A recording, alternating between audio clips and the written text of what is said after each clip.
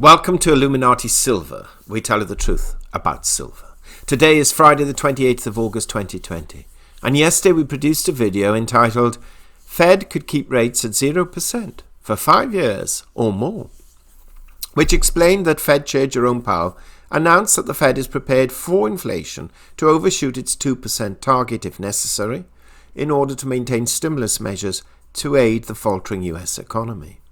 In fact, what is being suggested is that rates could indeed remain at current levels, virtually 0%, for potentially as long as 5 years.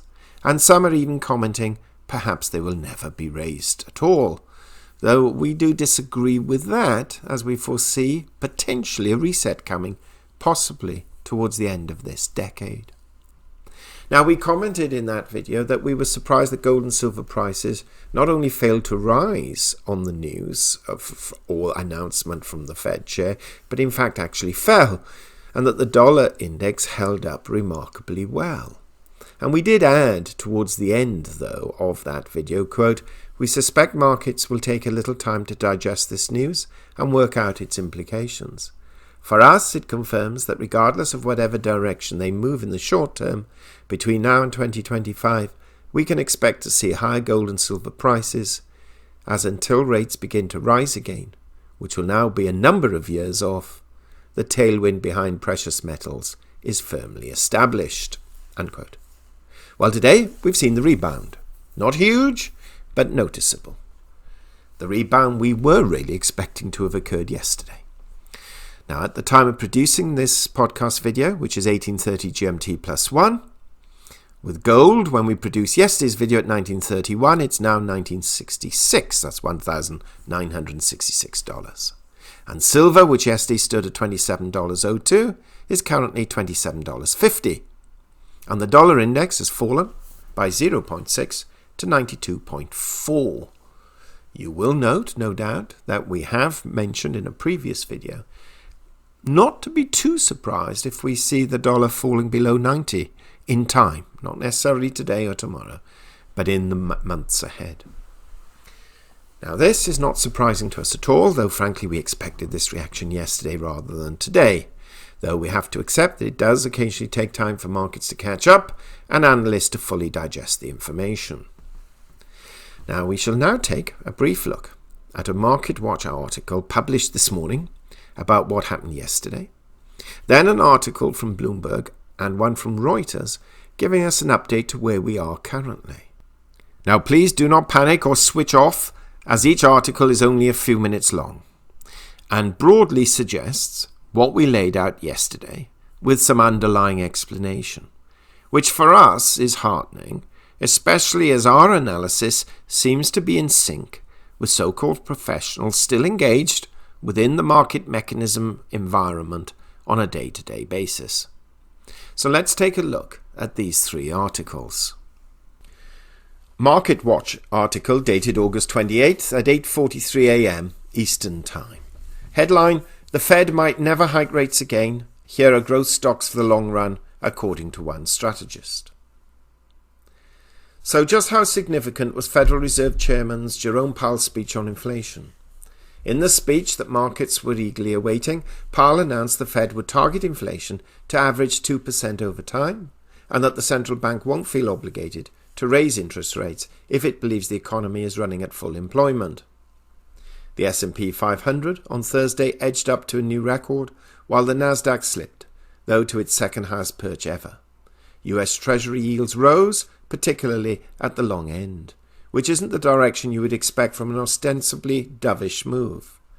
Perhaps, as University of Oregon professor Tim Dye wrote, the market perceived there was no meat on the bones of this policy because the central bank left implementation fuzzy.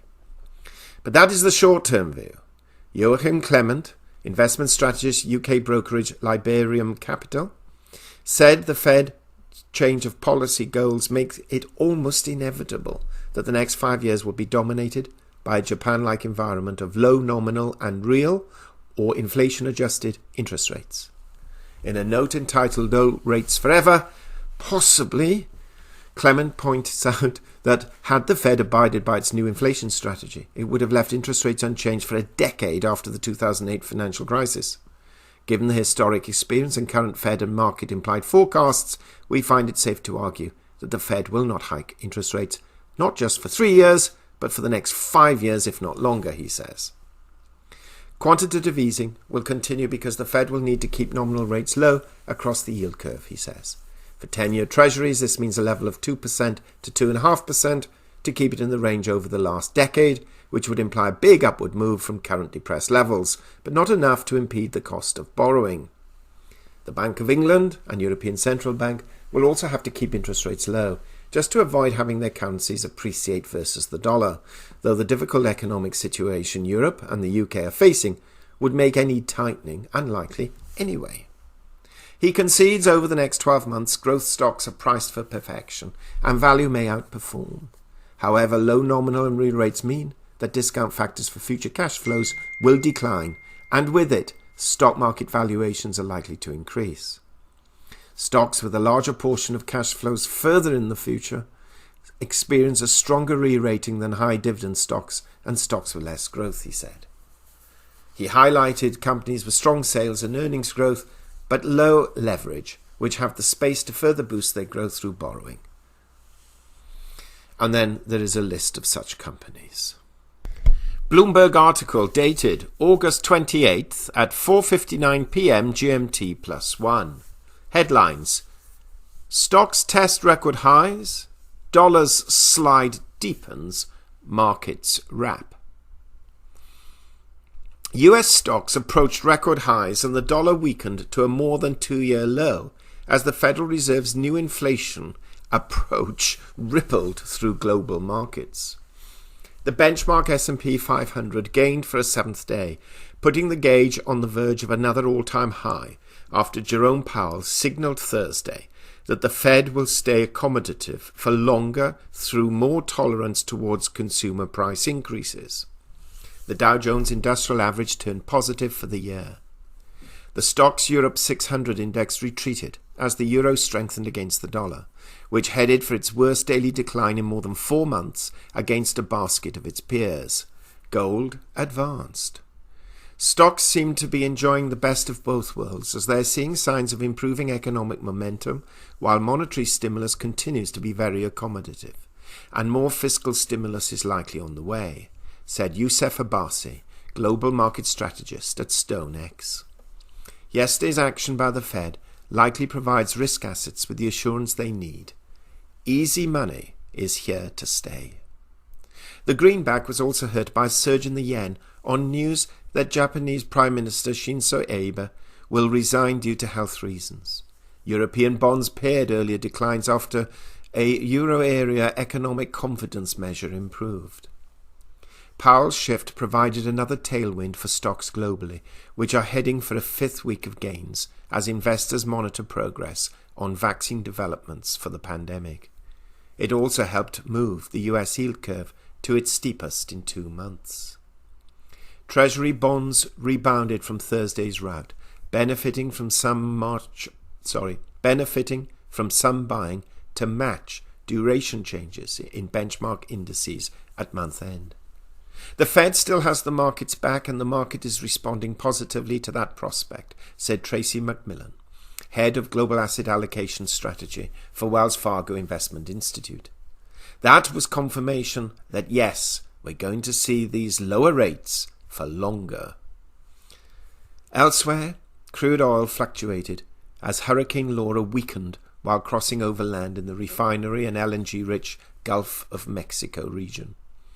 Emerging market currencies gained, with South Africa's rand strengthening as much as 2%.